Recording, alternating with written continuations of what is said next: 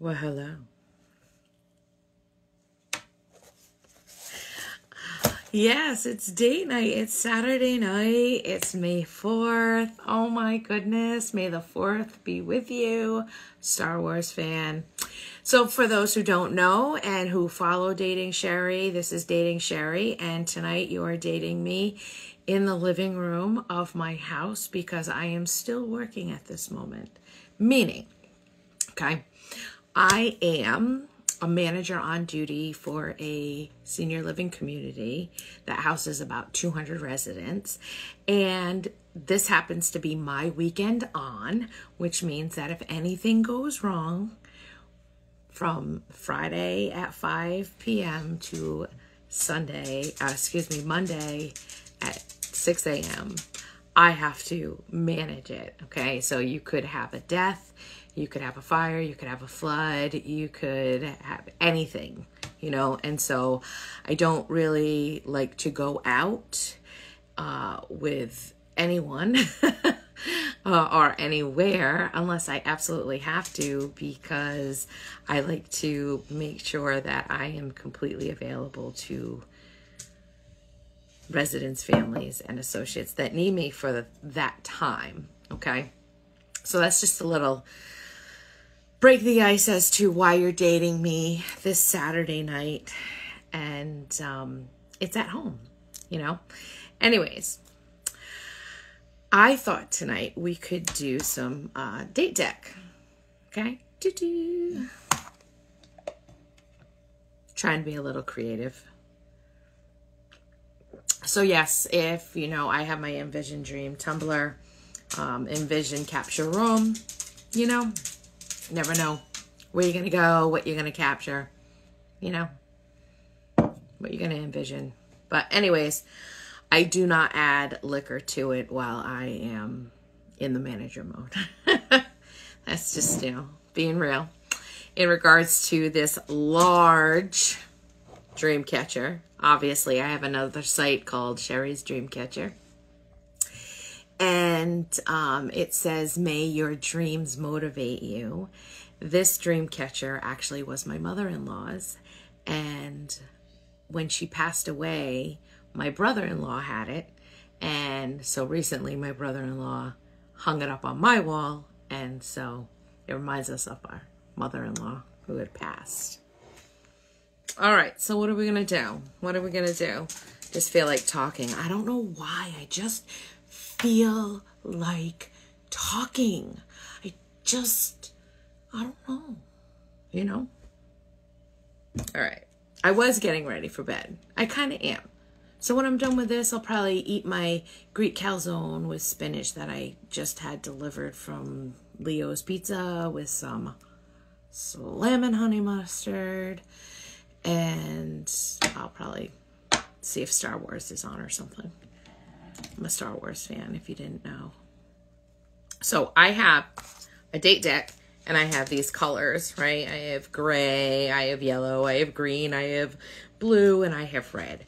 So gray is break the ice, 2 is play it safe, 3 is let's get edgy, 4 is risky business, and 5 is exposed. So since I'm talking to you all and I want to have a conversation with you, I figured, why not, instead of me coming up with questions out of my head, why don't I just use these cards and try to answer them as truthful as possible for you, and see what's going on in my life now, what happened in my life then, and what am I going to envision for the future? What do you think? So icebreaker number 1. What do you remember most about our first date? Well, I believe, and you can go back and watch our first date on Dating Sherry, whether it's here on Instagram, Facebook, or on YouTube, Dating Sherry's website. And we were doing the date decks, or I came out and started dating everybody. I seemed a little timid. I didn't really have a lot of confidence out there. Wasn't sure what I was doing, kind of unsure of what people would think of me, how they would take me if they took me the wrong way, if, like that almost like a blind date. I failed my first blind date with you all. Okay? That's what I remember most about our first date. I failed. But as you know, failure is only an opportunity. So it doesn't really mean fail. But I did fail. I disappointed you all. And worst of all, I disappointed myself because I wasn't truly myself. I didn't feel confident in myself. And, sometimes I get like that when I'm learning something new and trying to venture out, and I'm just kind of like, oh God, I don't really know what I'm doing, so I don't have confidence in it.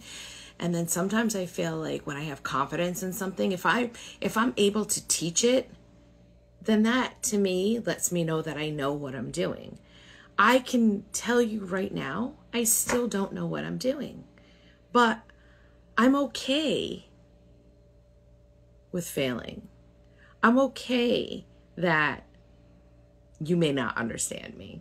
I'm okay if you laugh at me. I'm okay if you yell at me. I don't really care, I'm kind of just going with the flow and doing what comes to mind or how I feel and all this stuff, right?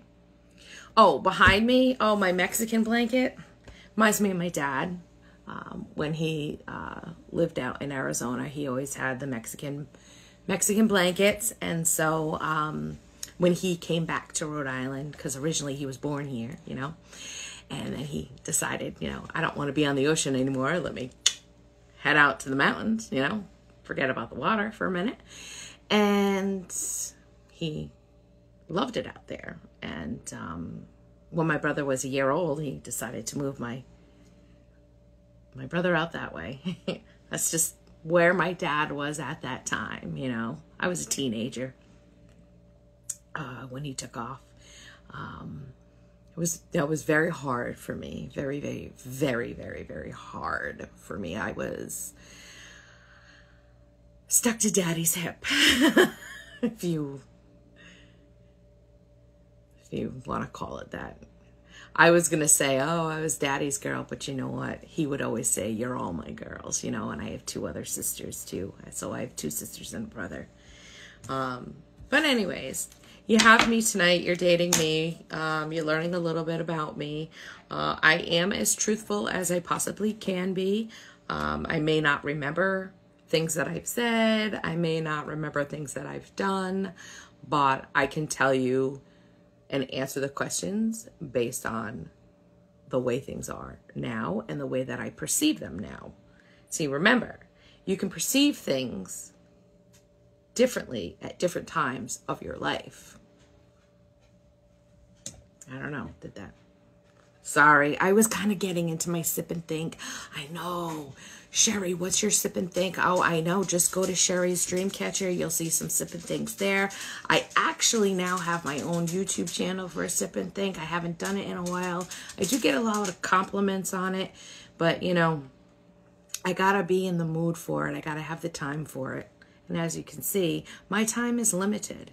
So a lot of people tend to take my time and they, don't really give a shit that I don't have time. They think, well, if you want time, Sherry, you should make the time. Yeah, okay. All right. Well, you're not in my shoes. So, you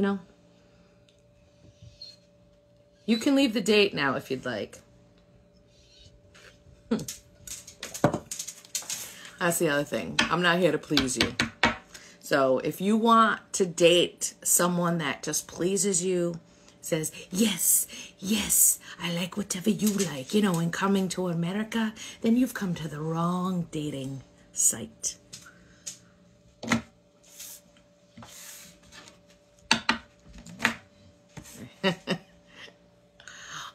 A lot of times when I have time off and I can be completely free to be myself, without a care or a worry in the world. I'm pretty much like go with the flow.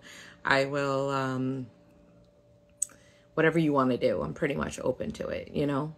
But when I'm on a time constraint and I have responsibilities that have to be taken care of, those tend to come first. And a lot of people tend to get upset about that.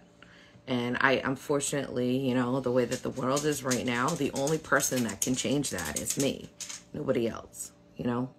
So I like to have people in my life who are fine with Sherry being Sherry. And sometimes they just, you know, they think of Sherry as like, you know, a box of chocolates, because you never know what you're going to get, you know? All right, let's move on to risky business. When did you last take a chance on yourself? Well, if I look at, or if I consider dating you right now, on Dating Sherry with the date deck cards, you know, on a Saturday night, completely sober, sitting at home working. Maybe that's me taking a chance on myself, right? God, it's so hard to have self-reflection cards. I mean, think about it. Answer the question for yourself. When did you last take a chance on yourself? Take a chance on me. Baby, I'm still free. ABBA. Yeah, I listened to ABBA growing up. My great aunts, when they would drive us to Stowe, Vermont for skiing, or they would drive us to New York City, they would always play ABBA. They were into like classical music, but ABBA they would play for us so that we would have something to sing to, you know. When did you last take a chance on yourself? I take a chance on myself every day. But I can also say that my priorities and responsibilities are not always about me. It could be about my children, grandchildren, my husband, my sisters, my family, my friends. So a lot of times I tend to put other people before me. And I think that is a challenge for me to take a chance on Sherry and put Sherry first. Putting Sherry first means putting up a lot of boundaries.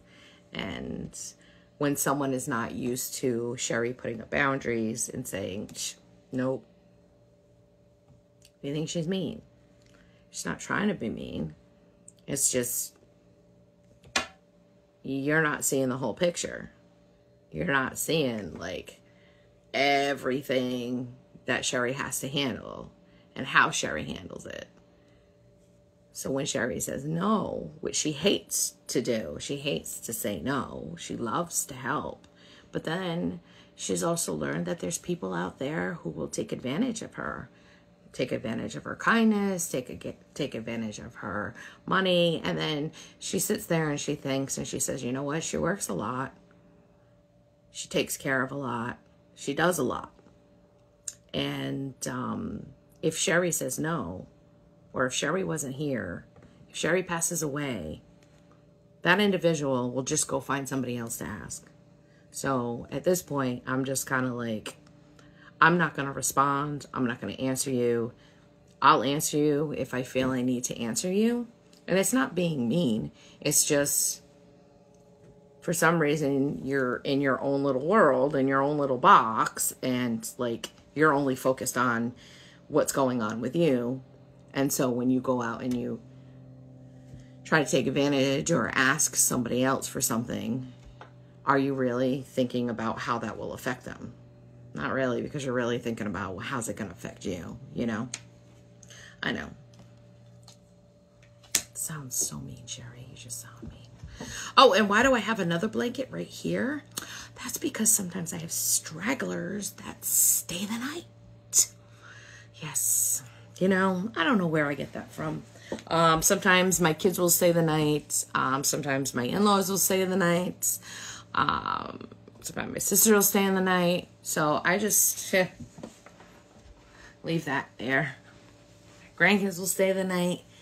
I also need a whole new living room set. I've been working on it. The living room I have, the set that I have, was given to me, oh my God, I want to say like 8 years ago. So the kids, their friends, the cats, the dogs, everybody, the furniture is actually literally breaking apart. But I just haven't found the furniture that I want to put in here, you know?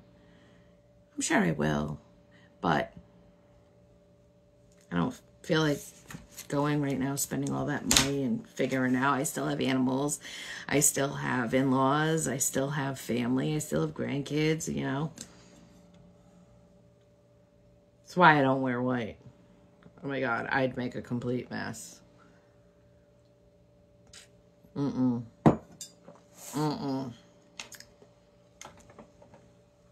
Not only would I ruin white shirts and a white pants as soon as I put them on, but anyone that rolls through my house would destroy it too. So that's why I tend to stay away from that. I don't really know what furniture I want. I look every now and then. When I go to other people's houses, I'm like, oh, I like this couch. Where did you get it from? Oh, okay. Yeah, this is comfortable. So I feel like instead of going to the furniture store, I just go to other people's houses and I try out their furniture just to see if it's something I could have in my house.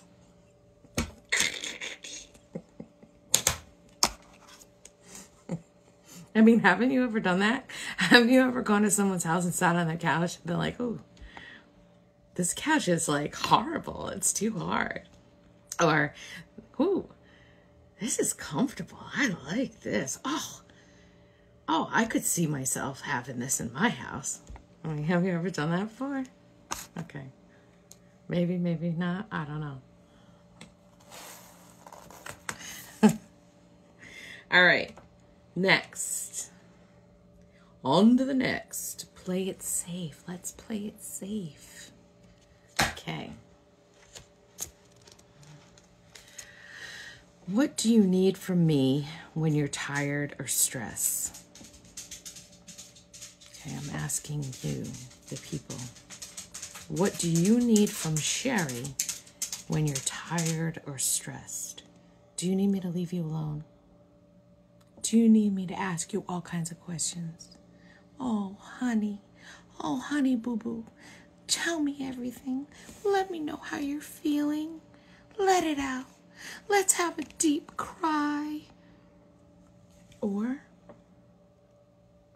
do I ask you, well, don't talk about it. I don't want to hear it. Don't tell me why you're tired and why you're stressed, because I'm tired and I'm stressed too. Or do we laugh? Do we make TikToks? Do we make funny videos? Do we create comedy? What do you want from Sherry? Do you want me to please you? And how would you like me to please you? Well, I mean, we are on a date. I just think, you know, and it's not our first date, but, you know, there are ways to help you feel relaxed. But anyways, and less stressed. Do I make you more stressed? Would you like me to make you more stressed? Would you like me to tell you what a complete asshole you are? And that I don't like that shirt that you're wearing? Will that make you feel better?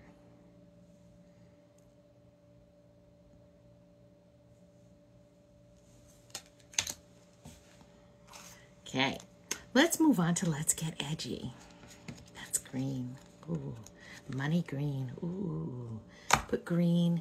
Be in a room or be in an area with green on your walls and have something gold, like a golden dragon, so that it can, what's the word? Emanate. Did I say it correctly? Emanate money and wealth. and prosperity back into your home and your life. Okay, let's get, what did I say, edgy? How could we make our relationship more exciting? Well, for starters, we'd have to admit that we are in a relationship, whether it's a friendship, a ship, cordial ship. Is that even a word? Number two, we'd have to communicate a little bit more, which means, Sherry, you're going to have to come on here a little bit more. You're going to have to come out on these dates just a little bit more. Yes, I understand. I am a busy individual, and I may not come on here for a month. I may not come on here for a day. I may not come on here for 6 months to a year. I know. If you were dating me, which if you watch this, maybe you are, does it bother you that I do not date you enough? Does it bother you that I am not communicating with you enough? Do you feel that we need to communicate verbally, non-verbally? How would you like us to communicate more?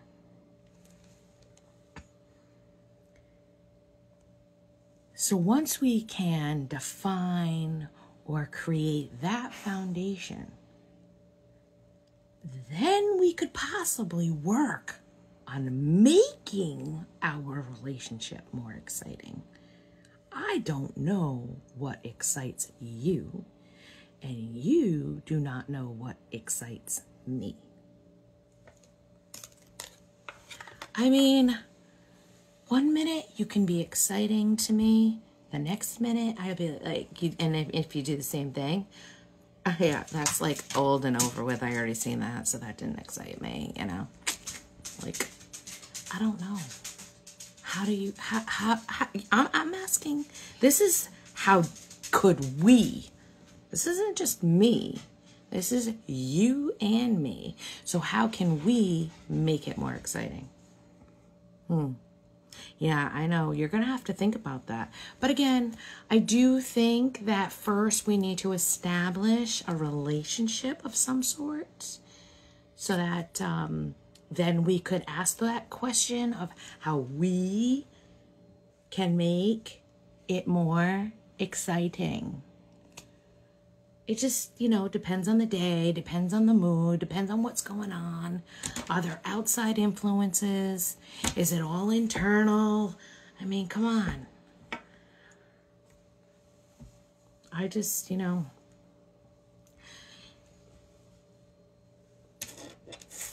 I just really feel like, you know,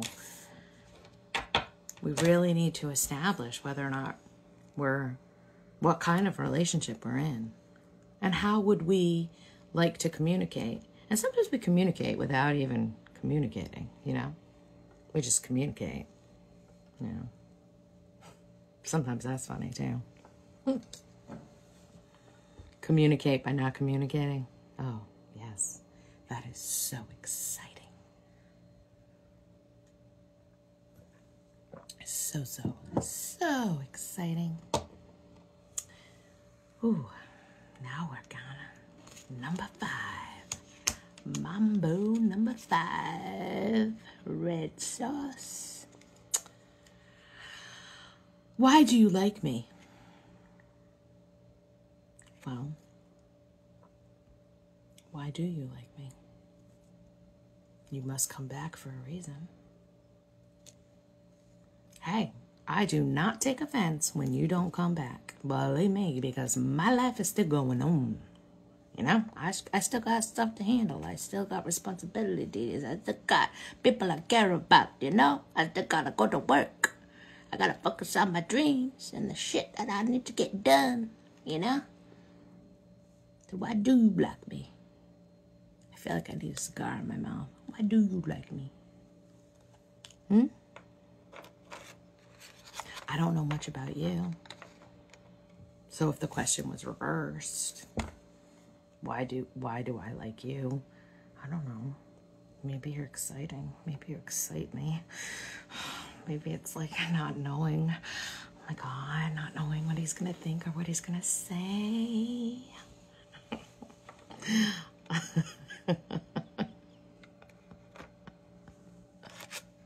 If you didn't like me, you wouldn't be here right now.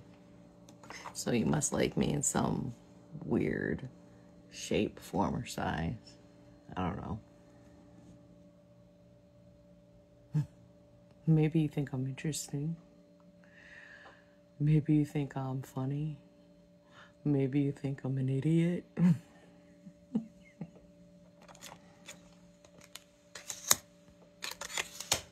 Sometimes I am an idiot, you know? Sometimes I don't have common sense.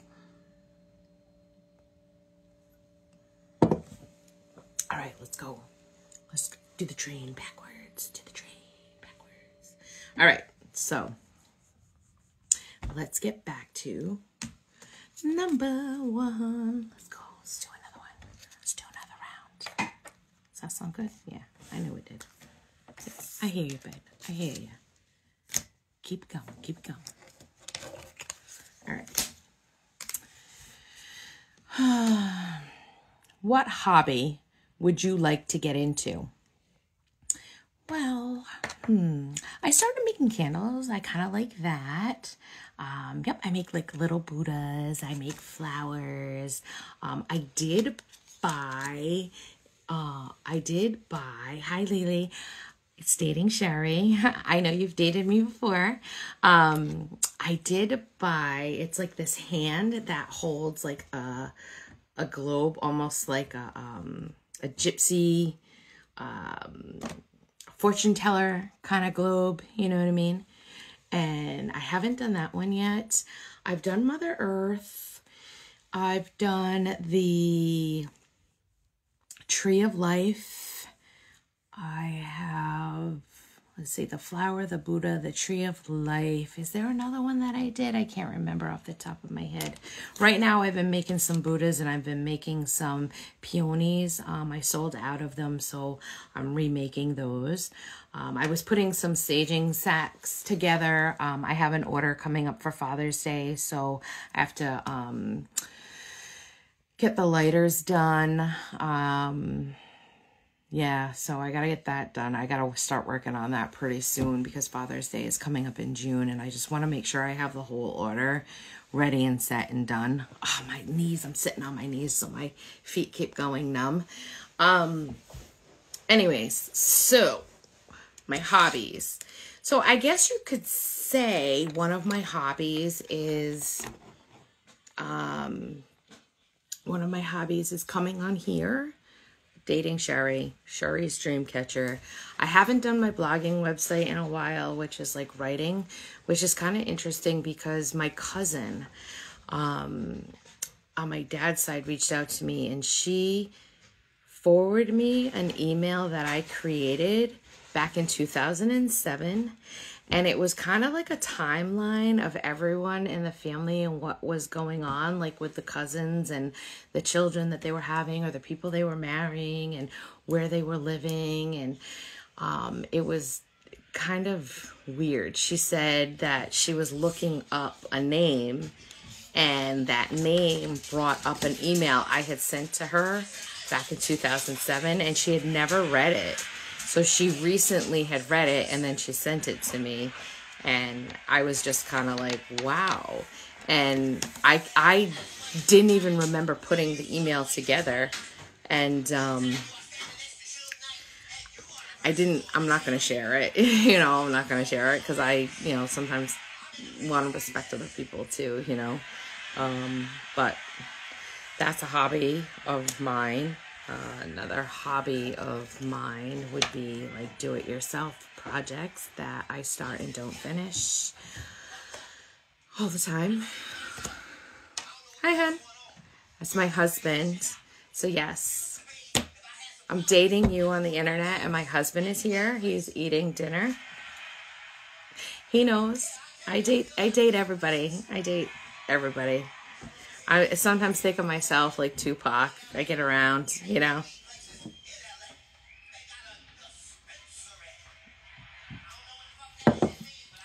So, what hobby would you like to get into? That's the actual question. I think for right now, I want to continue with the hobbies that I have and just kind of keep using my mind and my creativity to try to like grow it in a weird way, you know? I think with YouTube and the websites and the TikToks and the Instagrams and the videos, I think it just leaves a lot of room for growth. I think it opens up possibilities. I think that the more that you learn it, or how to use it anyways, like you can... He's listening to comedy. So it's like my train of thought's going like all over the place. And he's making food for the dog. Yes, the dog needs to eat. Oh, where was I going with the TikToks and the virtual and all of that stuff? Once you learn how to use the tool, I think that it helps you become more creative. Sometimes I have a vision, right? And I'm trying to put it into the computer, put it into the virtual world. And I sometimes have trouble executing that because I don't necessarily know how to use all the tools. And of course, there are some tools that people purchase that can help them be more creative. Obviously, like this whole AI thing. But I haven't gotten there yet. I just kind of go with what's in my head and say, oh, I have this. So if I have this and I have this tool, how do I put it together and how do I make it work, you know? So that's what I could say the hobby that I'm doing is, if that makes sense. So I guess the question for you is, what hobby would you like to get into? That's just the icebreaker for the second round. Okay, so now we're on to Risky Business Blue. It's like I'm playing Uno. All right. Here we go. What surprising thing have I bought? I can't even read. Just so you know, when I was younger, I used to have to go to a reading comprehension class. I can't spell and I can't read, apparently. Especially, like, you should have seen the text my husband sent to me today. You liked that one, huh, hon? When you said, do I have any appointments scheduled for Monday? And I didn't even, I was in the middle of working and I looked at it real quick and I was like, I have no idea what he's talking about. Like, and you were, and when I asked him to be more specific, he was like, how much more specific can I get?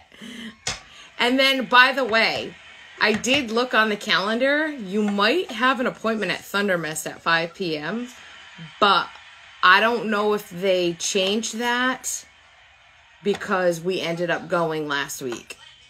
So I'll get in the portal and find out for you. Yes. Sorry. I know. Is this rude of me to be dating you and talking to my husband at the same time? Do you think that's rude? Does that bother you? Would you like me to stop taping this right now and then come back later when I'm done with my responsibilities? Because I'm more than happy to. Lisa says hi.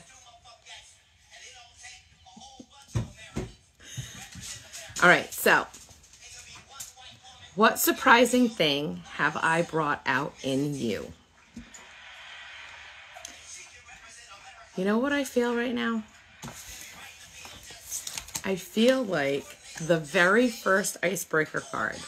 What do you remember most about our first date? And right now, this is it. This is it. This is it. Feeling uncomfortable.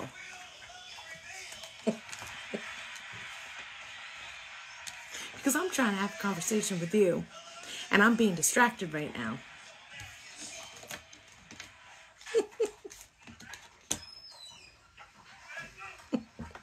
So, okay, here we go. What surprising thing have I brought out in you? I'd like to know. So please comment, please share. I have a knack for that. I like to bring out the good in people. I like to bring out the smiles in people. There are times where I bring out the tears in people. Yes, I have done that throughout my life. But most of the time, I like people to feel good about themselves. I like to bring the goodness out of them. You know, can't save everybody. But I don't like people to feel bad or feel hurt. There's enough craziness out there in the world for us to feel hurt. So that's just not something I like to do, you know.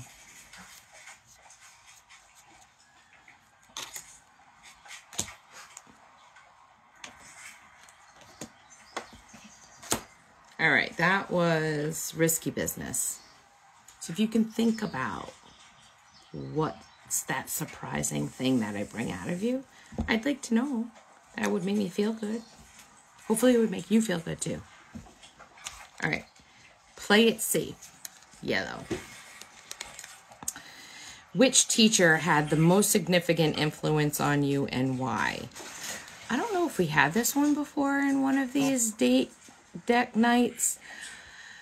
Ooh, I can... Teacher, huh? Do you consider a coach a teacher?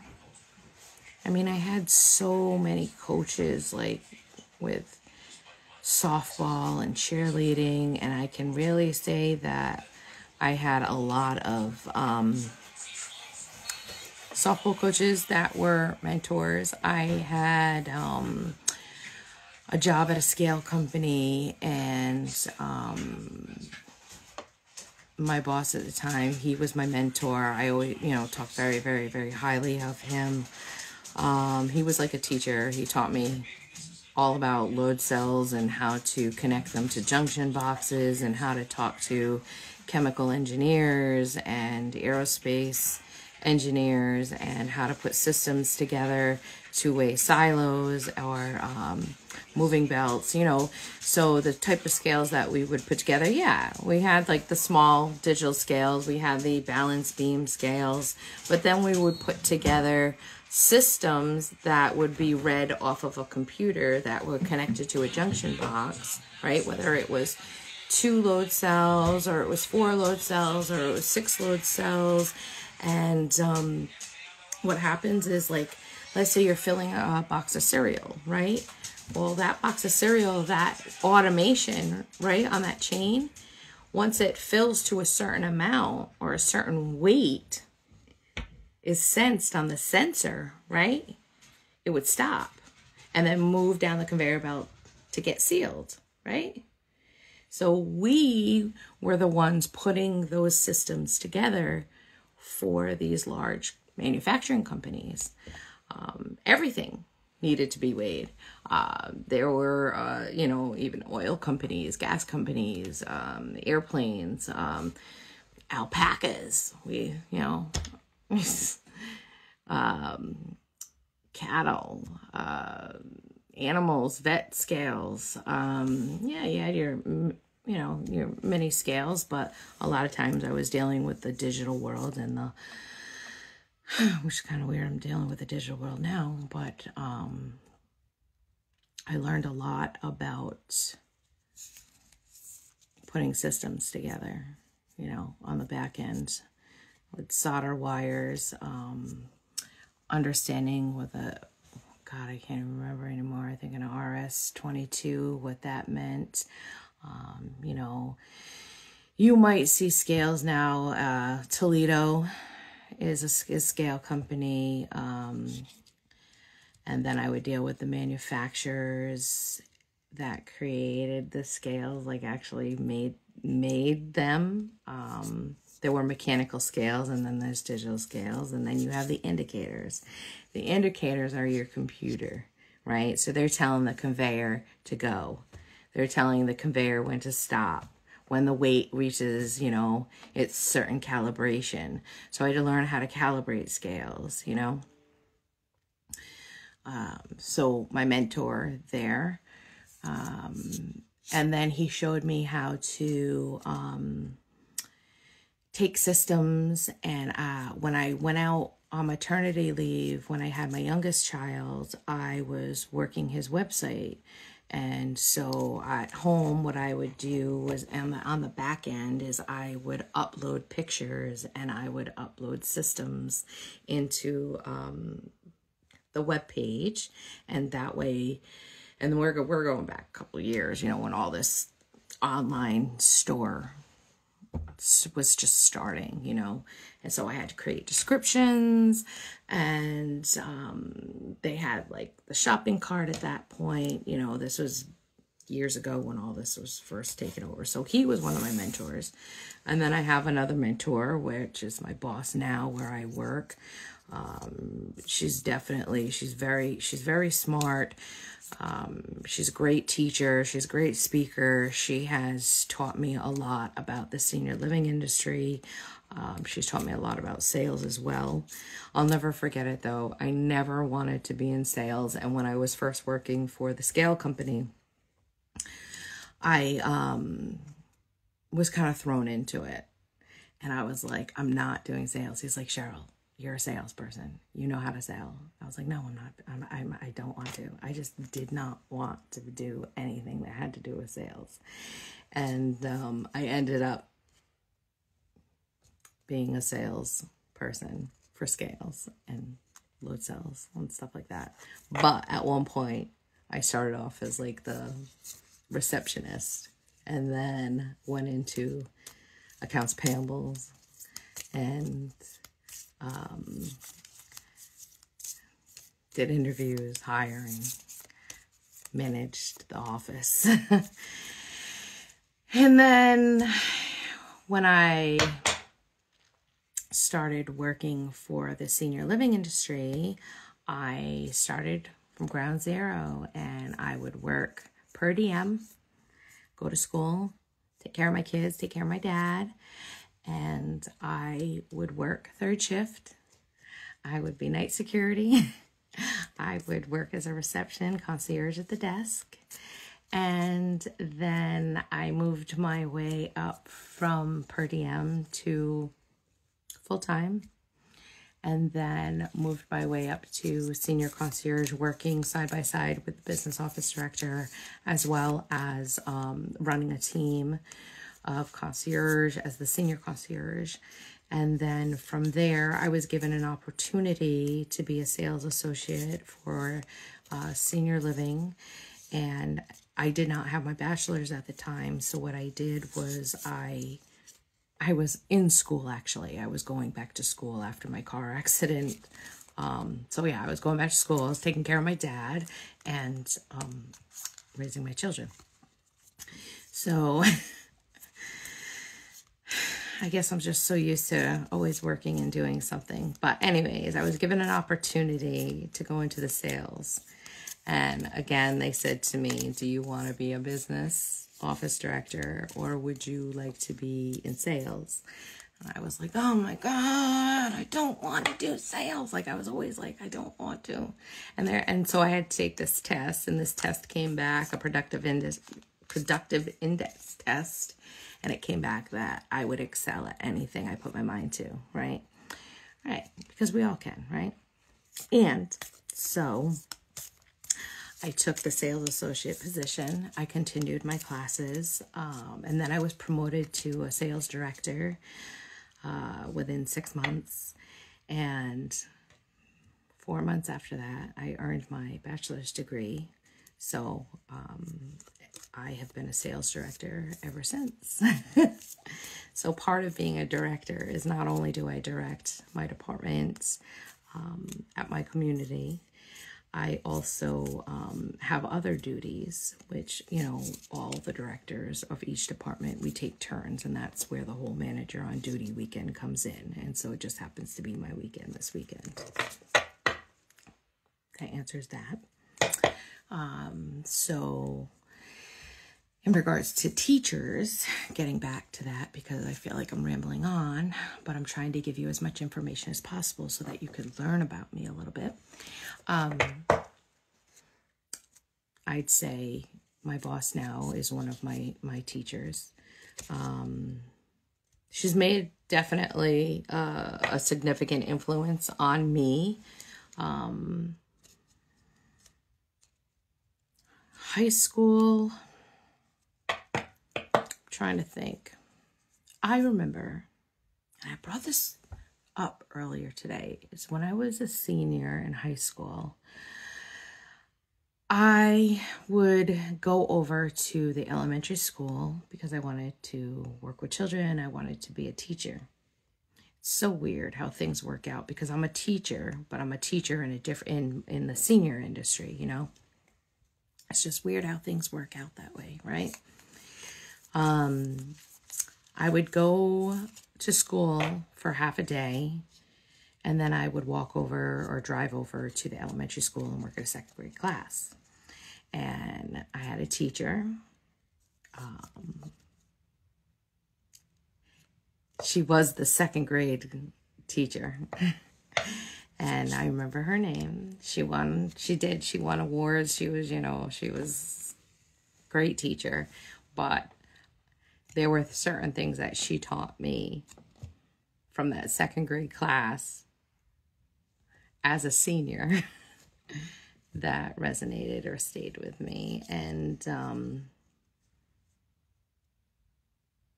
she gave me the opportunity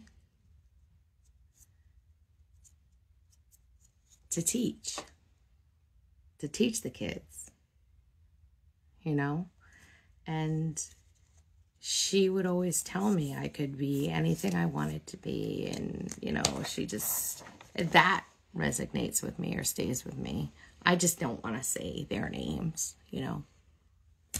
Some people still get, you know, weirded out when you say their names or if you have them on camera. So I just try to pay respect to that. Not everyone is open to cameras, putting their life out there, being an open book. And, you know, to each their own. Sometimes I don't want to be an open book. Sometimes I'm forced to be an open book. But then I had, I would say,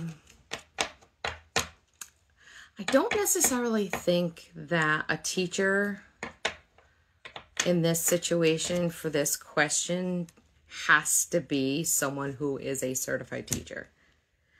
I mean, think about it.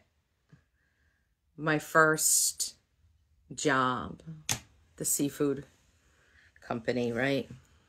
My boss, he passed away. He drowned.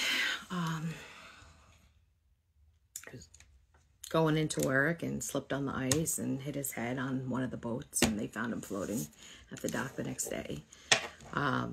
That was horrific for me. But I worked side by side with him and my sister for years, all through high school, my teenage years. He was a teacher.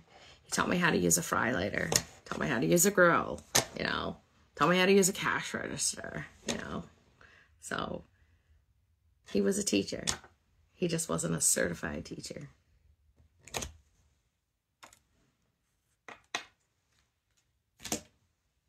All right, let's get edgy. What is your Achilles heel? My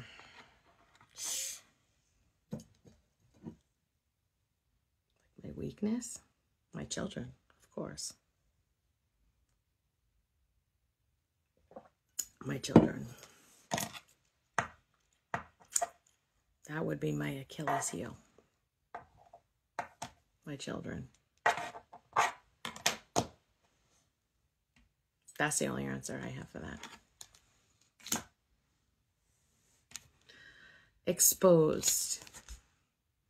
What is a side of you that I have yet to see?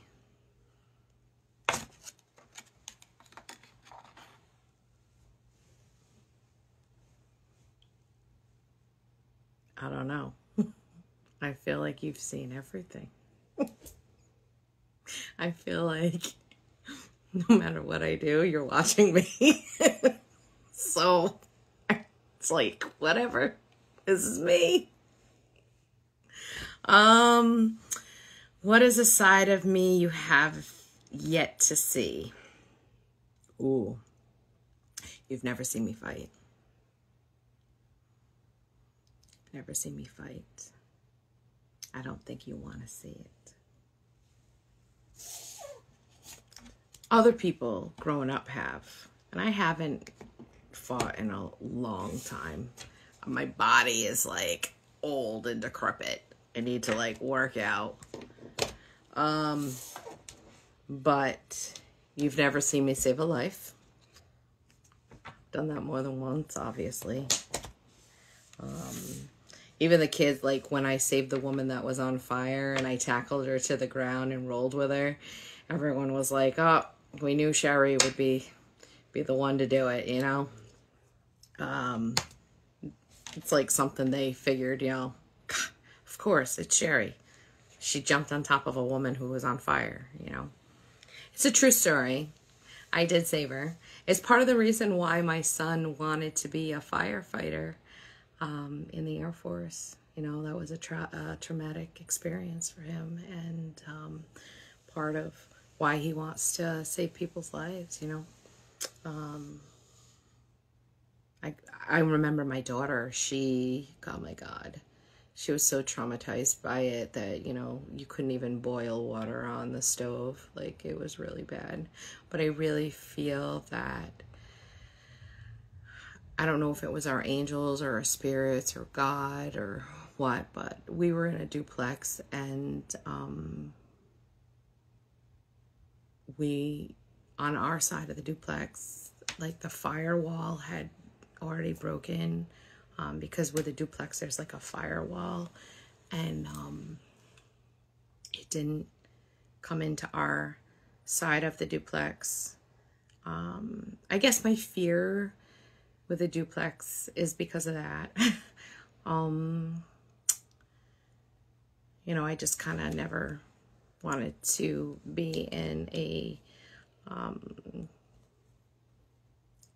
position where, you know, other people could stop fires or something like that. That's why I get wary about who's in my house.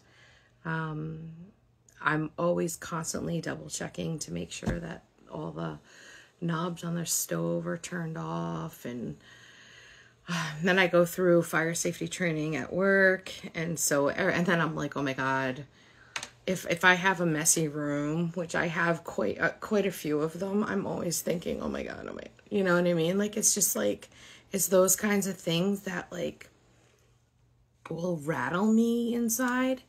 So maybe that's part of my anxiety. And like weather, like when it comes to the weather, my mother drilled this into all of us about driving in the rain, when there's a hurricane coming, when there's a flood, when there's a storm. Like, I'm always like, I'm like all those other people where I have to like, oh my God, we gotta have milk and bread.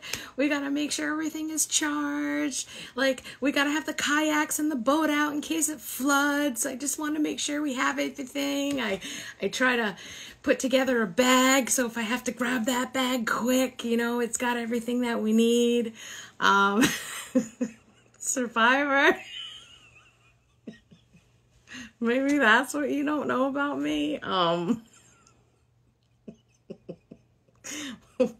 Everyone makes fun of me for it, but that's just, stuff that I think about all the time. I always want to be like evacuation ready. I want to, and it doesn't always work that way too. Like every time I'm ready, it doesn't happen. Every time it happens, I'm not ready. And so I'm like, oh, for the next one. Oh, I gotta be prepared for the next one.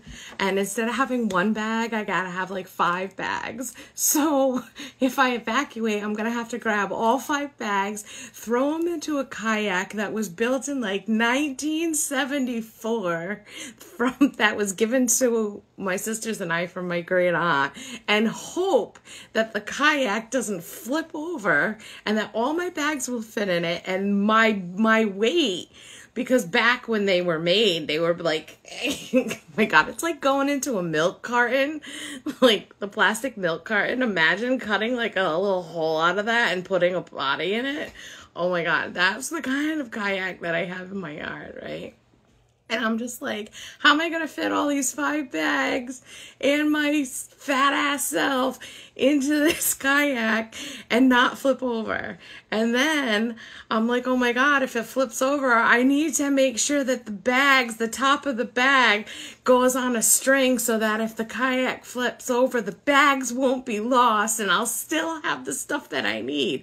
But now with the virtual world, if you have like your phone and like chargers and like the batteries, they all have to be waterproof because if it gets in the water.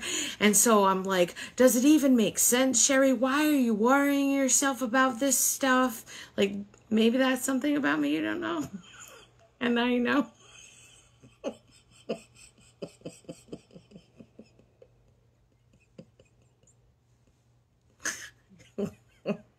I guess it's a side of me you haven't seen yet.